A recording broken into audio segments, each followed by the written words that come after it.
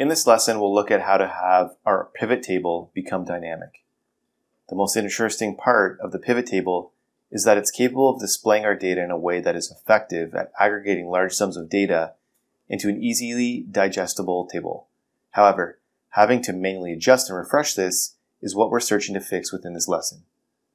In the example above, we're doing a couple of things in order to enable our pivot table to become dynamic. We've done a couple of things in order to ensure that our pivot tables update based on new data being incorporated into its dataset. The first thing that we have done is created the data source range to extend beyond where the data currently sits. We are assuming that we have more data that is going to be placed within it, and the data set is constantly growing. The second is running this refresh module, which is run every time there is a change to the data set.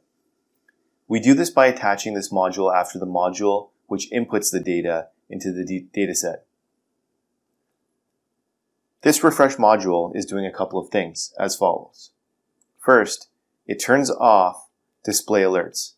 We turn these off because we are altering the data set of an existing pivot table. Excel does not like that we are adjusting the data set of an existing table and will create a pop-up every time we adjust the data set. Because we have created a pivot table that is expecting to have new data placed into it all the time, we need to turn this off to make the experience seamless. Second, clear all filters. We are clearing all filters in order to refresh the pivot table. This is the easiest way to pull in new data into our pivot table.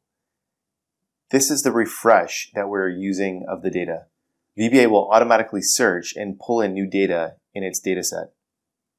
Third, turn off blanks. Oftentimes, we will have a blank value displaying within a pivot table generated by VBA.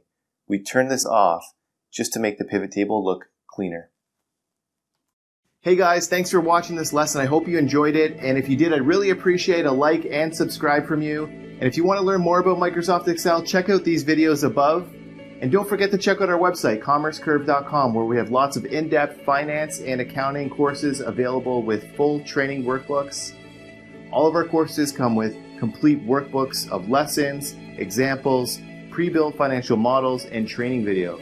Hope to see you there.